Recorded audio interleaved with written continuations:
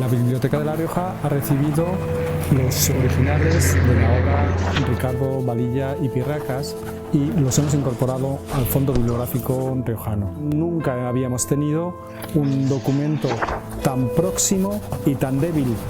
Retrata muy bien una época de la vida logroñesa de los años 50.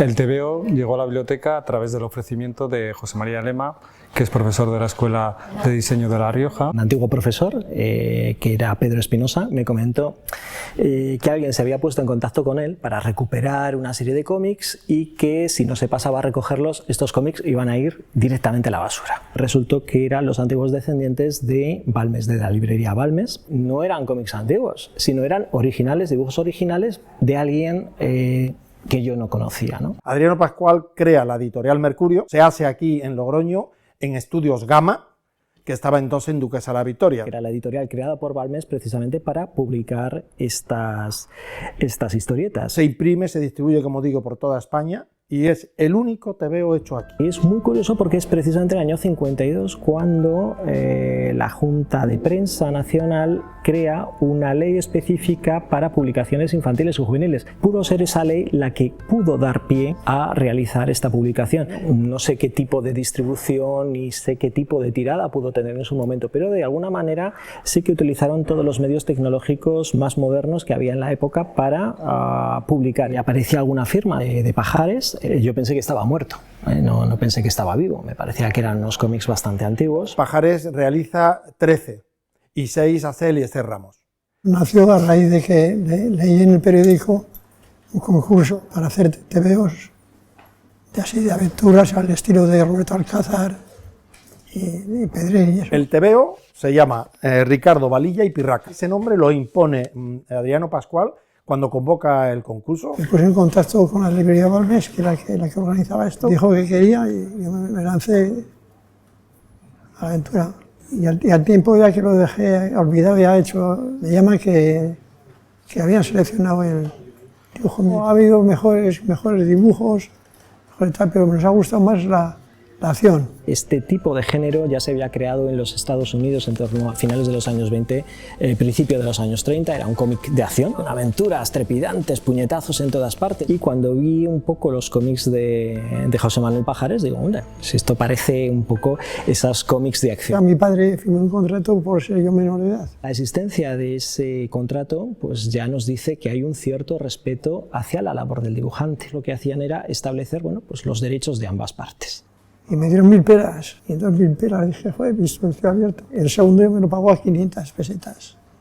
Y después ya lo bajó. Hasta que el momento que mi padre se había establecido, había montado un taller de coches y había que buscar compaginar esto, el taller, las manos sucias, noches enteras pensando con este rollo. Estamos hablando de unos años 50, unos años donde todavía había racionamiento en España, en una época de posguerra, pero que de alguna manera la gente tenía esperanzas en ir a mejor. Yo quería seguir con el dibujo, porque tuve también una oferta de una metalgráfica a dibujar para el bote de conserva en chapa.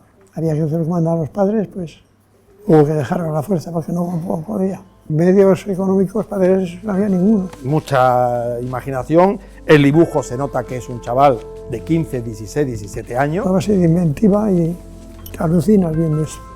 Empieza a realizarlo Pajares, no tenía ni guión previo. En este caso Pajares no solamente era el dibujante, era también el guionista. Sobre la marcha. Cuando estaba acabando una viñeta ya estaba pensando en qué iba a hacer en la siguiente. Pura inventiva. Yo lo escribía, lo dejaba a lapicero.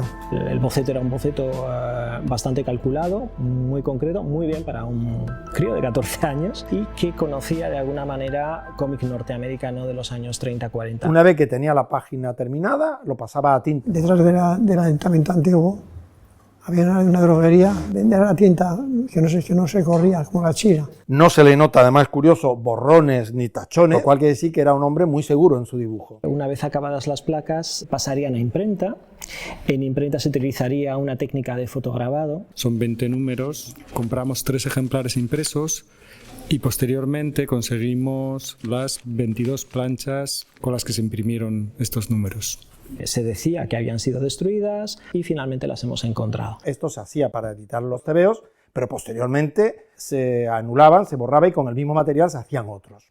Una cosa importante precisamente de estos cómics es que hemos encontrado pues, prácticamente casi todos los clichés. Es una cosa curiosa también, porque ya digo que no existen muchas de estas. De dibujos animados de Walt Disney, pero no de España, de TVO, no he visto todos los dibujos originales. Y las planchas, sobre todo, eso es un patrimonio que habría que mimar, cuidar y presumir de ello. Se ha hecho en La Rioja y en los años 50. Ya no se va a volver a hacer jamás.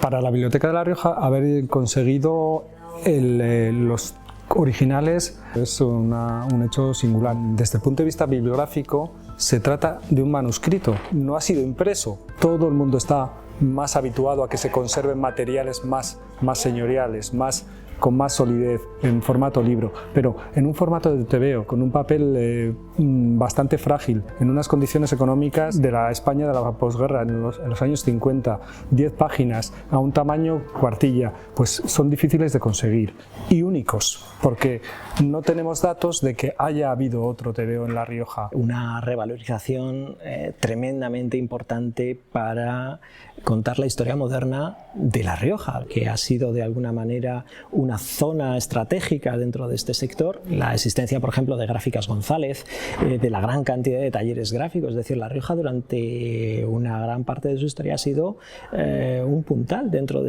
este tipo de producciones de tecnología. El futuro próximo de estos documentos, incorporarlos a nuestro catálogo.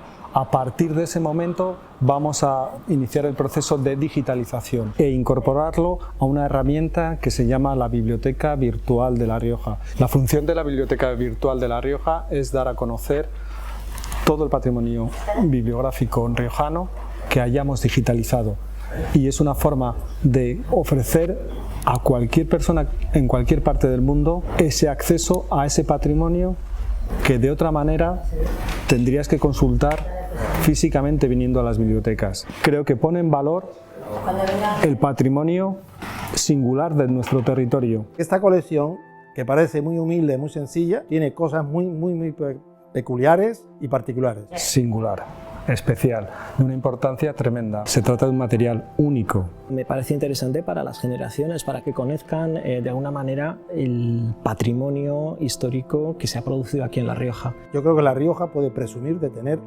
algo único.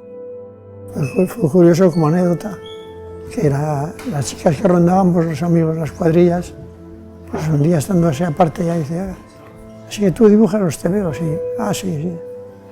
Y dice, sí, yo no sé, que los voy comprando. Digo, ¿porque te gustan o porque te gusta? Está bien. Y seguimos juntos.